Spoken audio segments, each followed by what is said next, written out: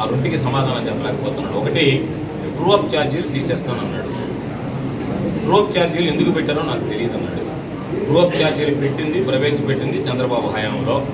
రావాలంటే చంద్రబాబు నాయుడుతో ఆ మాట చెప్తే మాట్లాడటం లేదు.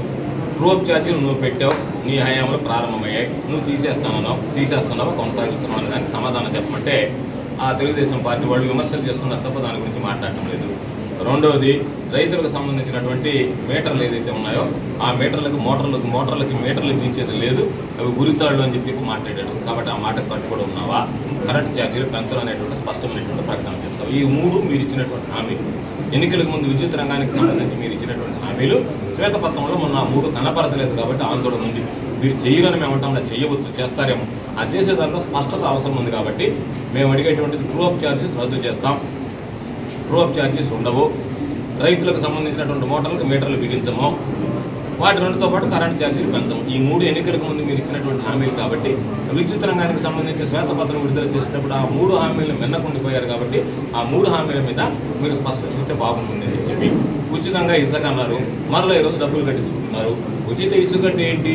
నేరుగా ట్రాక్టర్ తీసుకెళ్తాడు, దానికి లోడ్ చేస్తాడు, లోడింగ్ ఛార్జీలు భరిస్తాడు, తీసుకువెళ్ళిపోతాడు. దాన్ని ఉచిత ఇసుక అంటారు. మీరు టన్ను కింద అని పెట్టి దాన్ని ఉచిత ఇసుక అని చెప్తే గతంలో ఉన్నదానికి మీ దానికి తేడా ఏంటో చెప్పలేకపోతున్నారు. కొన్ని దగ్గర గతంలో ఉన్న దానికన్నా ఎక్కువ అవుతుంది ఇప్పుడు మీరు.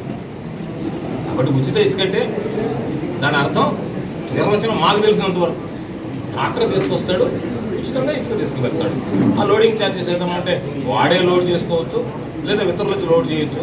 మీ అధికారుల దగ్గర ఉండి ఆ పర్యావరణానికి సంబంధించి గ్రౌండ్ వాటర్ దెబ్బతినకుండా ఎంత లోతును తీసుకువెళ్ళాలనేటువంటి దాని మీద ఇదిగో ఈ లోతు వరకు మీరు తీసుకెళ్ళండి అని చెప్పి ఒక గైడెన్స్ ఇస్తారు. అవన్నీ పక్కన పెట్టి ఈరోజు ఉచిత ఇసుక కాకుండా మరలా టన్ను కింద ఈ రకరకాలైనటువంటి మాటలు మాట్లాడుతున్నారంటే ఉచిత ఇసుక అటకెక్కించినట్టు లెక్క.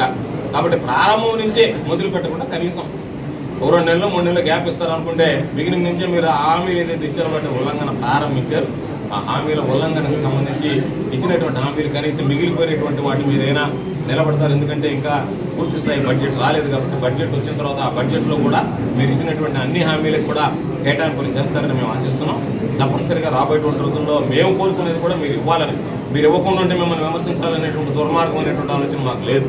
మీరు ఇవ్వకపోతే ప్రశ్నిస్తాం, కానీ మీరు ఇవ్వాలని కోరుకుంటాం. ఎందుకంటే మేము ఓటం పాలైన ప్రజల అన్యాయం కాకూడదని కోరుకుంటాం. కాబట్టి ప్రజలకు న్యాయం జరగాలని కోరుకుంటాం, ప్రజల పక్షాన్ని నిలబడేటువంటి వాళ్ళు. ఆ విధంగా ఆలోచన చేస్తున్నాం. తప్పనిసరిగా వైఎస్ఆర్ కాంగ్రెస్ పార్టీ శ్రేణులకి పూర్తి స్థాయిలో అండదండలు ఇస్తాం. అందుకనే మరలా చెప్తున్నాం,